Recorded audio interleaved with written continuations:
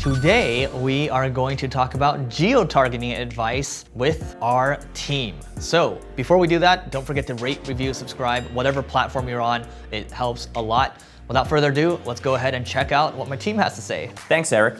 Hi, I'm Andrew Bloom with Single Grain, and today I'm talking directly to all marketers who might be running a geo-targeted campaign anywhere in the national US. So that could be a national campaign or just a handful of states, anything that has national scope. And I want you to watch this because you're probably making a newbie mistake that can really mess up your geo-targeting. That is causing you to reach the wrong people in the wrong places, and it's diminishing the effectiveness of your bid mods. And it's going to impact you and your campaigns regardless of the bidding strategy you use. If you're using smart bidding, manual bidding, scripted bidding, doesn't matter. This is about how we actually go and target our campaigns, not at all about how we adjust them or bid on them. Recently, we were speaking to a client of ours based in Canada, and they wanted to target all of the US, but also emphasize particularly large and growing startup tech hubs like San Francisco, California, Austin, Texas, Provo, Utah. And they were asking us, well, how do we approach this? Do we target states? Do we target these cities? Now, the problem with targeting by states is you may overshoot. You're speaking to a lot more people than are in your target market. But especially in these startup hubs where you might have a lot of commuters, for example, if you target by the city boundary definitions, you might actually be excluding a lot of people who live outside of your target regions. You might only be hitting them at work. Moreover, there's something cognitively dissonant about targeting by US state boundaries in digital marketing, right? These state borders, as you see here behind me, they're artificial, they're not market oriented, they're usually old, they're relics of there was a colony here or a railroad here, and that's how we get the states that we see. Instead, we need a map or a schematic for geo-targeting the US, carving up the US into regions that make sense from a marketing perspective. So I'd like you to get familiar with the geo-targeting method that the pros use, which is the Nielsen DMA zone schematic.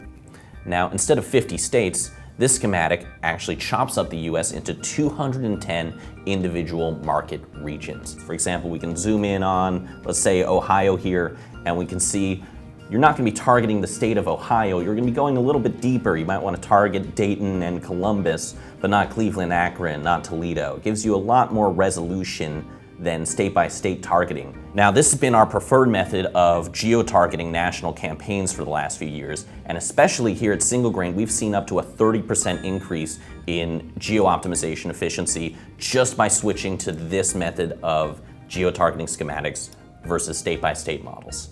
So where do these zones actually come from, right? Even though we can target them in Google Ads, they're not at all Google's original invention, or even a new one. Remember television? Back in the 50s, Nielsen began surveying households on their television watching habits and correlated them with other factors like market consumption data, demographic data, and created the first ever true marketing map of America. And they were able to come away with an answer to the first question of, what are my ratings? How many people are watching my TV show? What is my reach of my advertising? Fortunately, in the digital age, the technology powering this has evolved considerably, but we still have the same schematic for geo-targeting that Nielsen developed decades ago.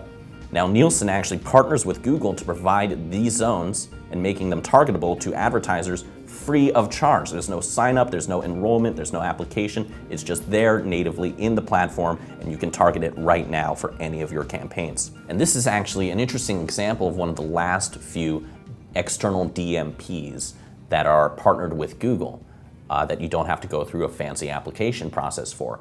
Probably because there's nothing controversial about these. It's just another way of looking at the map. So what are some advantages of using DMA zones as your primary approach to targeting within the US? I'm going to give you 4. First, more zones equals more granularity.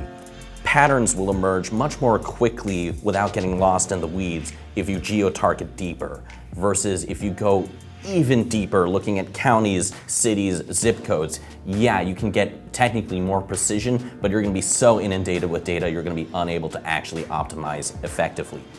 The DMA zones are just a nice balance of size versus precision. Second, the DMA zones are actually grounded in marketing and consumer data. The US boundary shapes don't actually represent inherently meaningful boundaries between dissimilar consumers. There's nothing that separates people on this side of Colorado and this side of Kansas on this border. There's nothing inherently different about those people when it comes to how they go ahead and shop.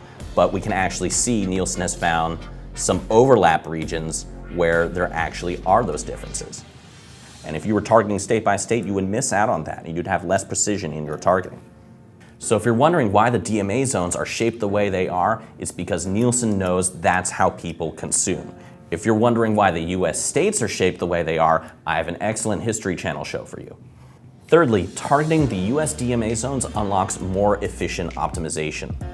The big US states can often conceal dozens of different competing market trends that will obscure one another and overwrite your data with meaningless signals. For example, more often than not, what works in Southern California isn't the same as what works in Northern California, East Texas versus West Texas, rural New York versus New York City. You're going to want to zoom in deeper and capture these changes. These are patterns that you're going to be missing if you're only looking at an entire US state based on the map. And lastly, the Nielsen DMA zones are always updating. Nielsen updates these regions every 2 or 3 years in accordance with new data, and it revises the maps to reflect actually new and emerging market behaviors that might shift these lines one way or another. Okay, so when does this not work? When should you maybe choose US state targeting instead of DMA zones? Well, very rarely, but sometimes we still see digital marketing campaigns being pegged to traditional marketing campaigns in some respect. For example, some advertisers are going to require that a certain amount of ad dollars get spent in each region, usually to support a team of salespeople who need to ensure that they all have their own turf and it's all treated fairly, or for legal purposes, you have to use a state-by-state grid to ensure that ad dollars are going exactly where they are permitted to be going. This is very frequent in pharma advertising, for example.